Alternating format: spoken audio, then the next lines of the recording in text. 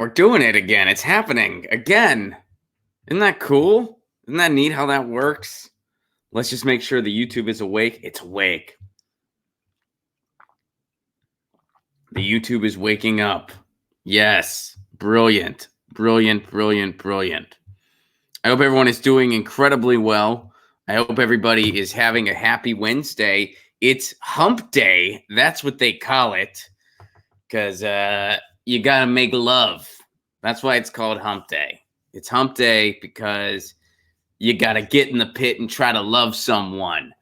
That's from a Kid Rock song, right? I know those lyrics probably aren't meant to be interpreted literally, but it's actually a really horrible suggestion when you take it literally. You know what I mean? Like that's actually, get in the pit, like a mosh pit that's going on at a music show and try to make love in there. That actually sounds that's a criminal act. Actually, you'd go to jail if you did that. Especially if it was not consensual, that would make it even worse. They're not meant to be taken literally. Those lyrics, definitely not. It's a figurative metaphor, I think. Kid Rock, a poet of our age. I don't even know. Maybe that wasn't even a Kid Rock song. I'm not sure. But don't actually get in the pit and try to love someone. It's metaphor. Definitely a metaphor, without a doubt. Total metaphor. Good afternoon, good morning, good evening, good day. How's the future? Australia, how are you? Are you safe? Are you safe? I know you've had some crazy stuff over there, and I know the fires have been kind of crazy. My buddy Gareth was just over there. He had a wonderful time. But a lot's going on. And shout out to all my comic buddies who are doing what they can, to throw benefits and stuff like that. I know it's not a lot, but it helps, and that's huge. And happy future if you're watching from Australia. It's the future there. We made it another day. Australia checked in. They said we're good. So happy whatever it is going on. And they actually call it hump day because it's the middle of the week. You get over it. And it's a hump day. I have a survey for today. In fact, you know what? I'm going to tweet the survey out too. Before we get started with the news of today, I am going to have a survey. Let me know what you think in the chat. I'm flirting with the idea of only interviewing candidates from now on as New Wave Vader, or just having New Wave Vader interview candidates. I just feel like New Wave Vader is the contributor on this show who is not as into politics. He's not, he pays attention and he's leaning towards Bernie now. Or I think he actually is for Bernie. Last time I talked to him, he was like, yeah, Bernie. But I think maybe he should be interviewing the candidates because that way they can really, break it down for just a regular person who might not be paying as much attention. Oh, man, I just did that. All right. I didn't mean to do that. Here, let me try here. I'm going to put the poll out right now over on the Twitter.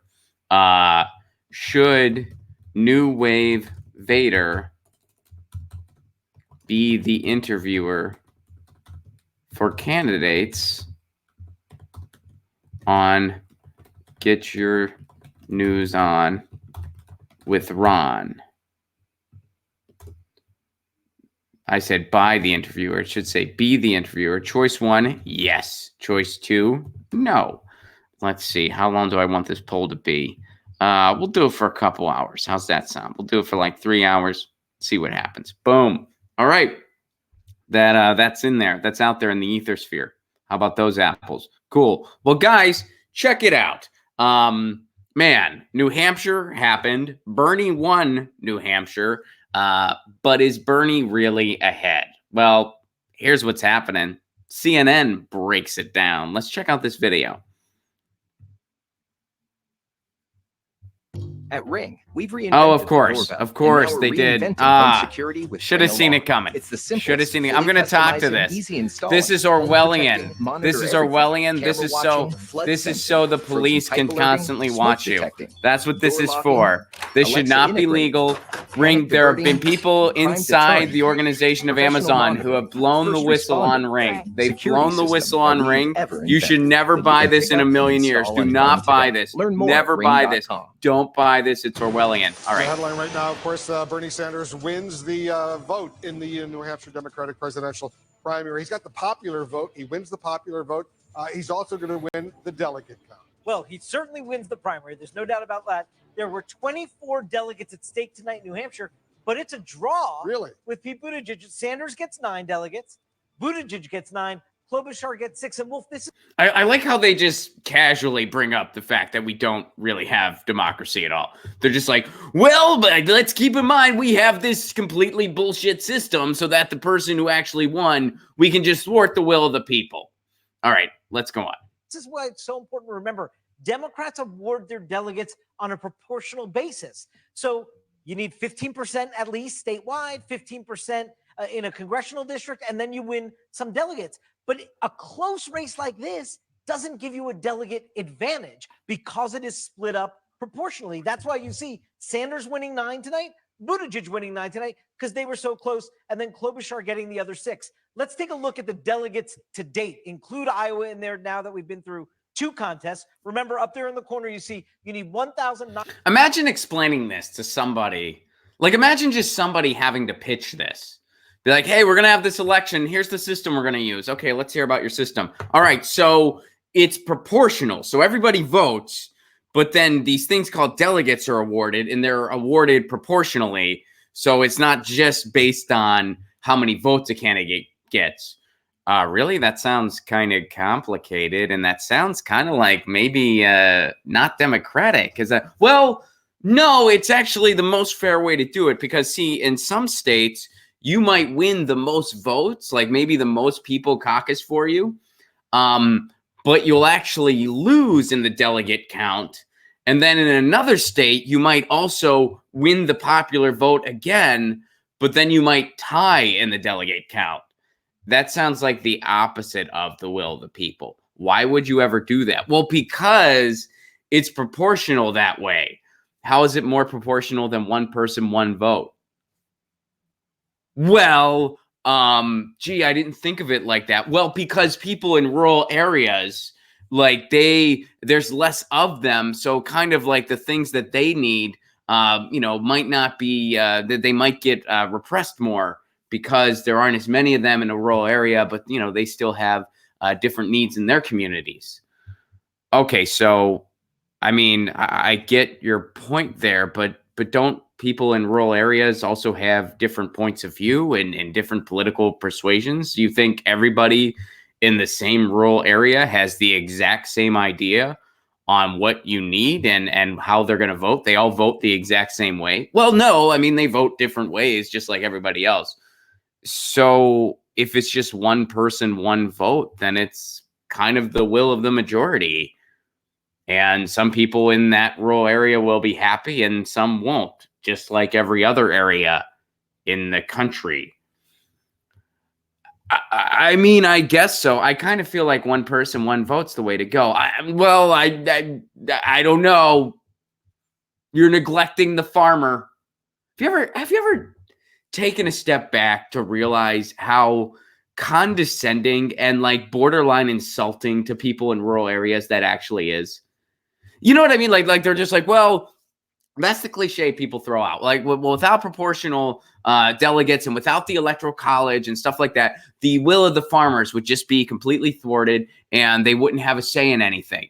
Like, okay, so everybody in a rural area, everybody who engages in farming, they all vote the exact same way for president.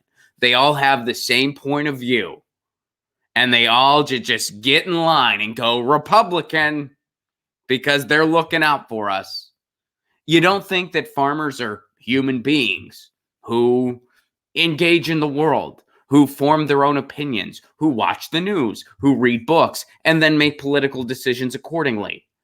And based on, what their principles are or how their point of view is framed or how they see the world around them, that might lead them to a certain candidate over another candidate. There are plenty of reasons why a farmer would want to vote for Bernie Sanders. There are plenty of reasons why a farmer might lean a little more towards the right, why they might feel like that's better for, for their work and their agriculture. I personally would agree with the Bernie Sanders one more, but You know what I mean? Like my point is, it's like it's mildly insulting to just be, well, rural America doesn't get a say if we don't have the Electoral College. Really? So everybody in rural America votes the exact same way. Everybody in a red state votes the exact same way. And similarly, everyone on the coast votes the exact same way. Well, people will be disenfranchised. They won't get out and vote. We already have that. Less than half the country votes already. Well, if we don't have the Electoral College, politicians won't campaign everywhere. We already have that. They don't campaign everywhere. You don't think they spend more time in the swing states that they really need to win because of our bogus system? That's already happening. Ask Wisconsin about Hillary Clinton if you don't think that's already happening. By the way, a swing state, though, Wisconsin. That's already happening. And really, even if that was the case, let's say that was the case. Oh, if you get rid of the Electoral College, politicians wouldn't campaign anywhere. Why does that really matter all that much anyway in our digital age? Do you really want to keep an archaic system that's in place, that was put in place to please landowners back in the day so they could retain all of their power? You really want to keep that ridiculous system in place for the sole purpose that maybe, just maybe, a candidate will come to your town and you might get to ask them a question? Does that seem worth it to you? Look, take it from me. In the past 3 years of my life, I have met more people in office and people running for office than I ever have in the rest of my life combined. 90% of the time when I meet someone who's in office, I think less of them.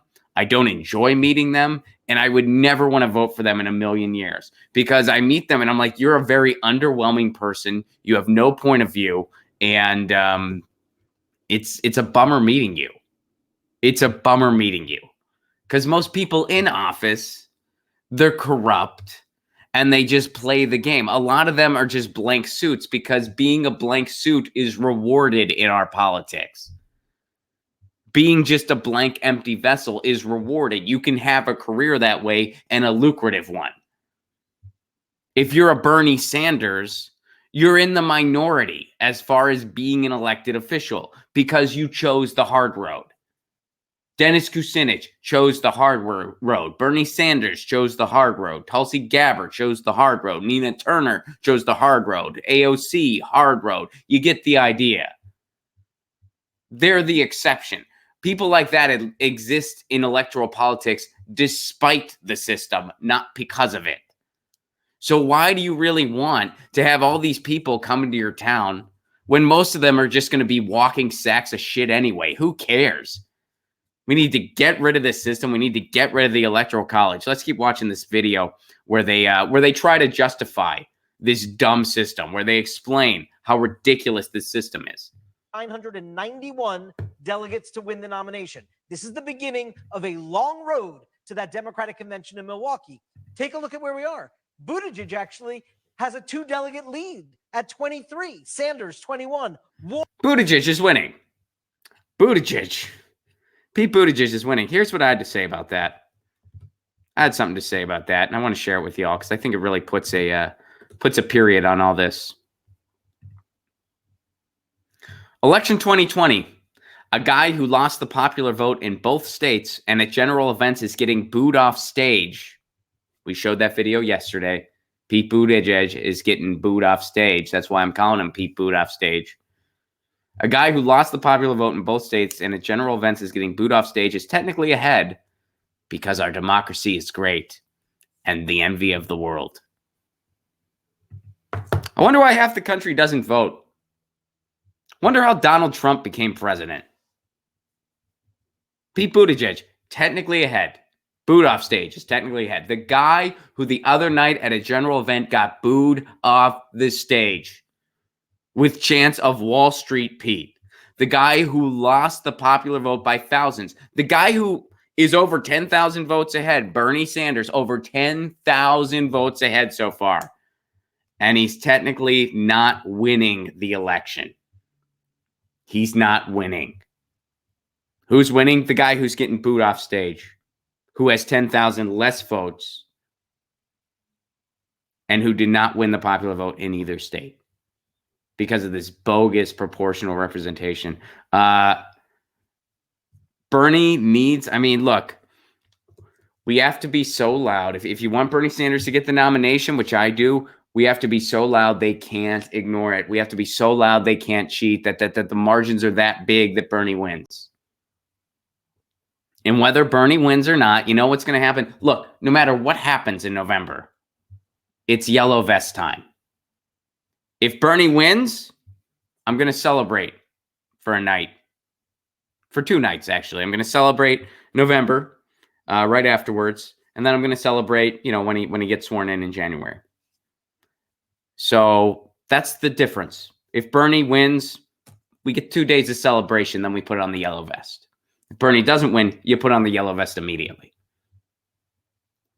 Because, even if Bernie wins, he will only be as effective as a president as the movement is behind him. Because he's already going up against the Democratic establishment, the DNC, the media. Reuters ran a headline where they talked about who was in second and third place. They didn't even mention who was in first. So he's up against all that stuff now. If he's president, he'll still be up against all that stuff. He will only be as effective as a president as the movement is behind him, just like FDR was. It's the same thing. So if Bernie wins and we all just go to sleep and go back to brunch because we're like, hey, we won, everything's fine, he's not going to have a very effective presidency. Unlike Barack Obama, he's at least going to want to do the right thing. He's going to want to do some good things. But there will be too much opposition. He'll be facing opposition from the Senate and the House. Ron, the House is controlled by Democrats. He'll still be facing opposition there? He sure as hell will. Because there's only a handful of actual progressives in that House. So it's just an amazing note to take. The person who is in the lead right now in our election, in our so-called democracy, is the person who has been booed off stage recently at events. By who? The people. And the person who is over 10,000 votes behind somebody else. That's our system. All right. So, it's a little election update. Oh, and here's another one. So, man, we talked about Mike Bloomberg yesterday on the show. And here's how ridiculous that guy is. That guy is so ridiculous that even Sarah Sanders sees it. Even Sarah Sanders can call it out. Check out this video. This is pretty epic. This happened on Fox News recently. Here, let me make sure the volume's up. Bloomberg, if he continues to rise, is going to have serious problems with women, with African Americans. His record, his language is offensive and atrocious. Then again, maybe he can buy the DNC just like Hillary did and steal it from Bernie like they did in 2016. Either way, I think this is another great night for President Trump. And Sarah Sanders said that. That was Sarah Sanders. First of all, this is pretty substantial on a number of levels. First of all, this might be the first time Sarah Sanders has told the truth ever on TV. I mean, really, this might be, she wasn't just lying for Trump about something. So she's actually telling the truth. She's like, look, Bloomberg, he's going to have a lot of problems with black people. He's going to have a lot of problems with women. He's going to have, and this is ridiculous. This is a win for President Trump. The DNC is trying to screw Bernie. Sarah Sanders sees this. And Sarah Sanders is terrible. But, and you saw this on Twitter. And in fact, I tweeted something where I was like, here, let me actually, I'll show it to you guys. I'll show you the tweet because I think it's kind of relevant to all this. Let's see here. Where's that tweet at? Here's kind of a summary of Twitter's response to this. Wow, when even Sarah Sanders knows Michael Bloomberg's horrible, we should really steer clear of the guy. Centrist. LOL, Trump's so awful. What nerve she has. Trump is awful. That's not the point, though. If we want to beat him, centrist, impeach! That's the response. Well, Trump's terrible. How dare she says that? How dare she say that? Trump's so yeah, Trump is terrible. That's not the point. The point is that when even she can see this, when even she can poke holes in this, that's because the system is very broken. And that just shows you how awful Mike Bloomberg is. if Mike Bloomberg is somehow the nominee against Donald Trump, it will be the same scenario as as if Joe Biden were to be the nominee. You'd have two old racist white men arguing about who is more racist and pointing out a time where one of them was racist. And in those, for instances, that'll be the only time either one of them is telling the truth. That'll be Mike Bloomberg v. Donald Trump. And even Sarah Sanders sees it. The lesson here isn't, hey, Sarah Sanders is throwing stones from a glass house. The lesson here is Mike Bloomberg is so repulsive that even Sarah Sanders can call it out on TV. And Donald Trump would do that on the campaign trail. I mean, it literally would be Republican v. Republican. Bloomberg was for Bush, for crying out loud. He was for George W. Bush. Even Sarah Sanders sees it. And people still miss it. People still completely miss the theme and the lesson there. Just completely miss it. So we got a little more election news. Guys, this isn't easy for me. This is not easy for me. This is really... This is a hard one to take. And I know a lot of you are probably already having a hard time with this. But it looks like Deval Patrick is suspending his campaign. I might need to speak louder at the moment because some of you watching this stream, you may be crying and you may need to turn the volume up to hear this. I know it's very tough. Deval Patrick, everybody was just thinking, what a poet, what a true revolutionary. Deval Patrick, one of my favorites. It's so crazy to think that he's leaving the race after those stellar, totally legitimate turnouts in Iowa that he got, that 7% that he got out of nowhere. That was totally legit. That wasn't foul play at all. But guys, it's true. Deval Patrick suspending his campaign. This is breaking news. Breaking news this morning. Let's check it out. CBS is talking about it. Getting a bit of news in, and I want to let our viewers know, I'm going to pull up this email to make sure I get this correct. So I'm being told that it is now reportable. Victoria, I'm going to ask you, former Massachusetts Governor Deval Patrick is expected to suspend his campaign Wednesday. This is according to a source familiar with the announcement, confirming this to CBS News. The announcement will likely be made in an email to supporters. So Deval Patrick, I mean, breaking news. Deval Patrick is out of the race. Deval Patrick, who I'm pretty sure even Deval Patrick didn't know Deval Patrick was running. But he is dropping out of the race. And yesterday, Michael Bennet dropped out of the race. I think James Carville was the only person that cared. And now Deval Patrick is dropping out of the race. They will be sending an email to supporters. Putting this out there, if you are one of the 10 people who is going to receive that email and you're somehow watching this stream, I know the numbers aren't in our favor, but please forward it to me because I'd be curious to read this email. Wouldn't you be curious to read Deval Patrick, his non-existing campaign? Wouldn't you be curious to read, like, guys, we made a gallant effort.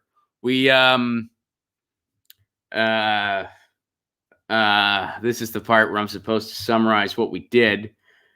Not really sure to go next with this. But anyway, I mean, I'm going to go get tacos. And thanks for being part of this. Like, what Deval? If you are somehow one of the 10 people on the planet, you know what? Let's be honest here. If you are one of Deval Patrick's family members, which means you're one of the people who's going to get his email to supporters, please let me know what it says. I'm so curious. What does it say? Guys, we made a big effort. We did nothing. We made a big effort doing nothing, pretty much running no campaign. Nobody even knows who I am. I mean, nobody knows anything about that dude. Anyway, he's suspending his campaign. That's breaking. And Andrew Yang dropped out yesterday, which, you know what? I tweeted about Andrew Yang. And I'll say this, I'll just kind of reiterate what I said on Twitter. I I definitely have my disagreements with Andrew Yang. I disagree with a lot of his policy ideas.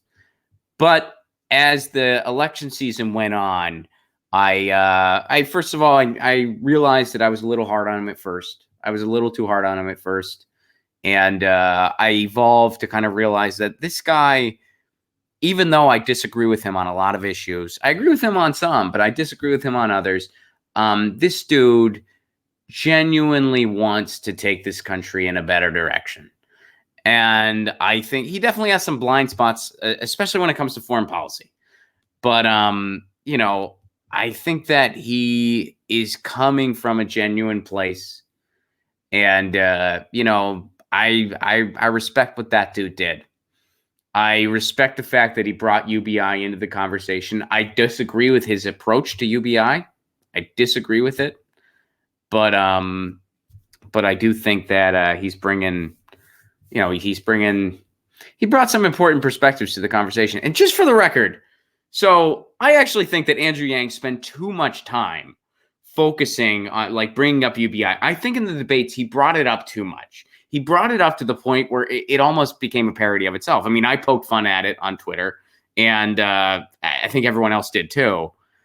I think had he done it a little less, dialed back the UBI talk a little less, and talked about a lot of his other issues.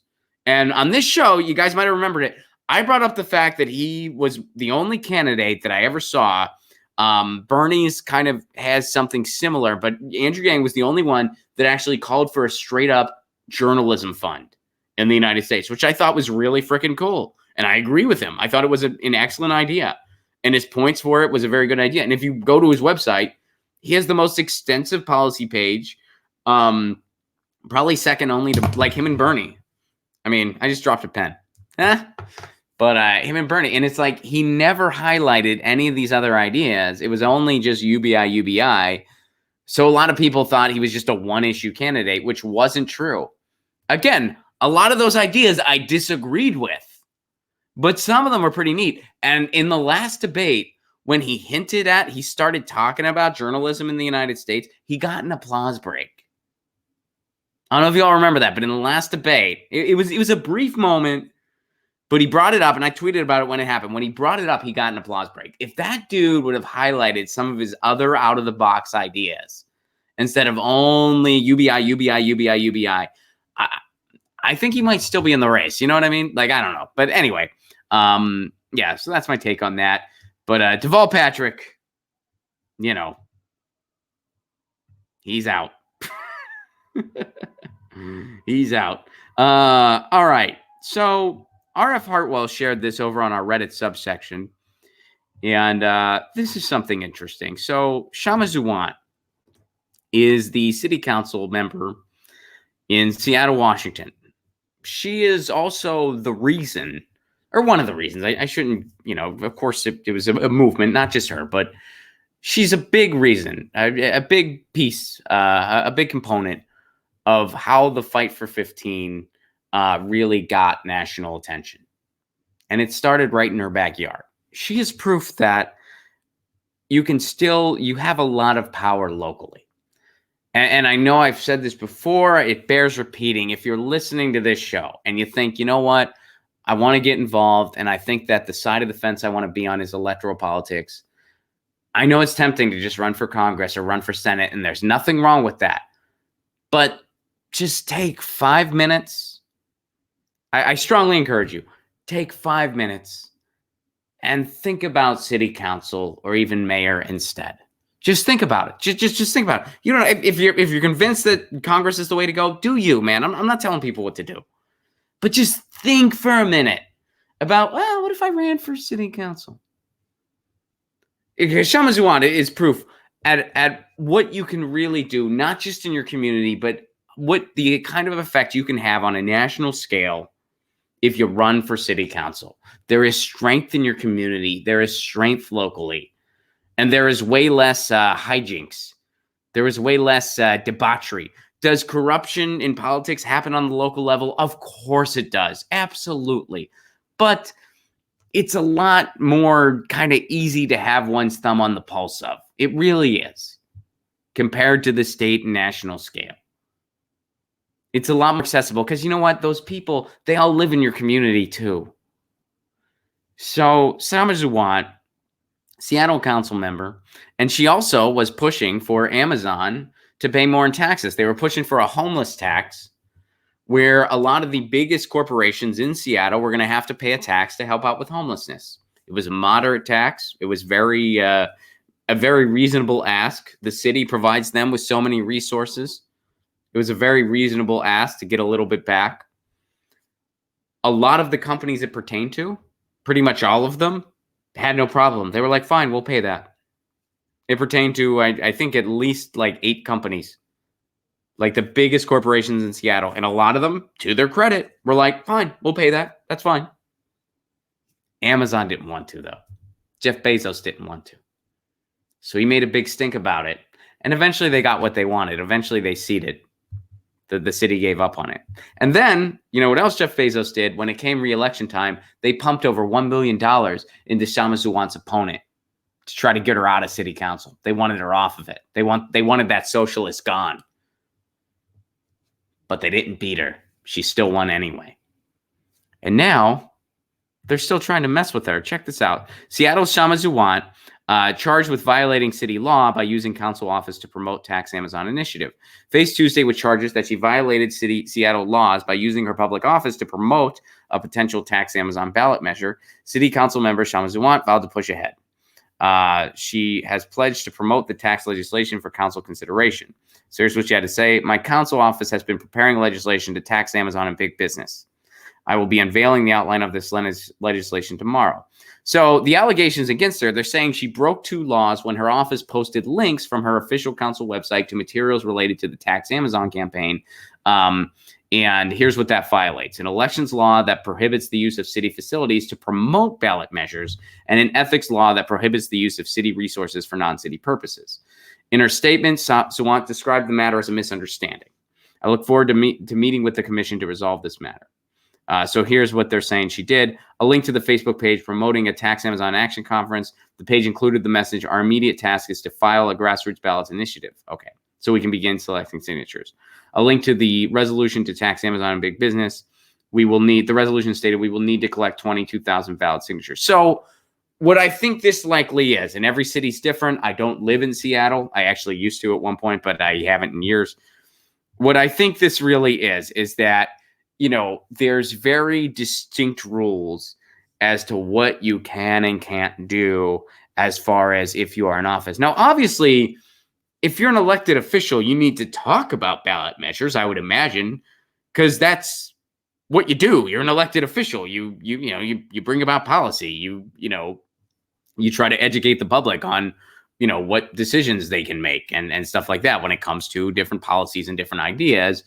But there's probably some restrictions as to you can't have certain calls to action using city resources. Like you can't say sign this here or something like that. That's my guess.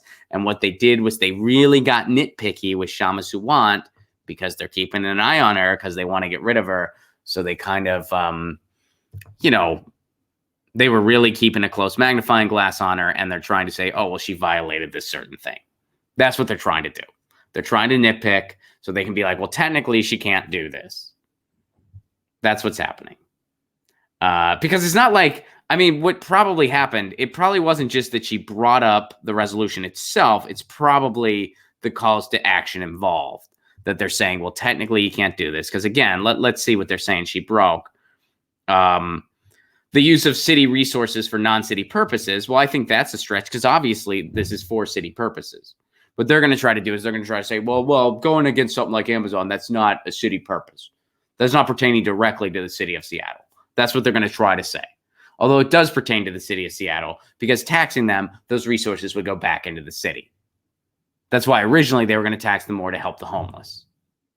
So they're going to try to say, well, going after Amazon, that's a non-city purpose, even though there is an obvious connection. And they're going to say you can't use city facilities to promote ballot measures.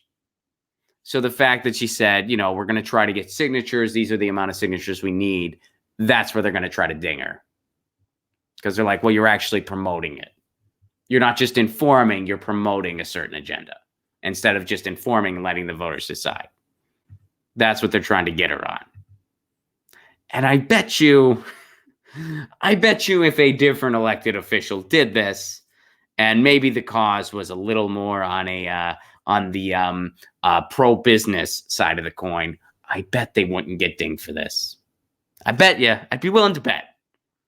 I'd be willing to bet an Amazon gift card on it. If it was a pro-business measure that did the same minor violation, nothing would occur about this. I'd be willing to bet you an Amazon gift card. But best wishes to Shamans who want. Hope it gets resolved quickly, and I hope she's able to move forward with that city resolution. All right, cool.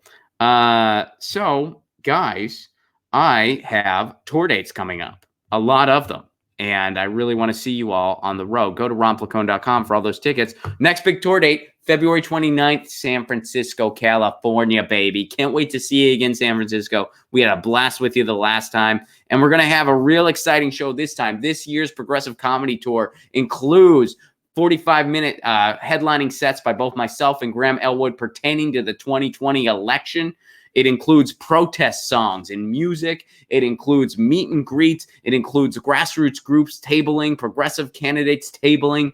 At our San Francisco show in particular, Shahid Buttar is going to be there, and hopefully PM Press is going to be coming back as well. They were there last year, and I loved having them. I'm a big fan. Anyway, San Francisco, February 29th, ronplacone.com for tickets. March 12th, Orlando, Florida. March 13th, Tampa, Florida. March 14th, Miami, Florida. April 9th, I'll be at Concord University. Check that out if you're in the area. April 10th, Pittsburgh, Pennsylvania. April 24th, Seattle, Washington. April 25th, Portland, Oregon. May 14th, Indianapolis. May 15th, Detroit, baby. May 16th, Cleveland. And we got dates announced through 2020, through the entire year. Louisville, Nashville, Chicago, Atlanta, hold tight. Tickets are coming real soon. Milwaukee, Richmond, Virginia, Washington, D.C., Philadelphia, Pennsylvania, New York City, Boston, Portland, Maine, Burlington, Vermont, Madison, Wisconsin, Minneapolis, Minnesota. ronplacone.com for all those tickets. Get them.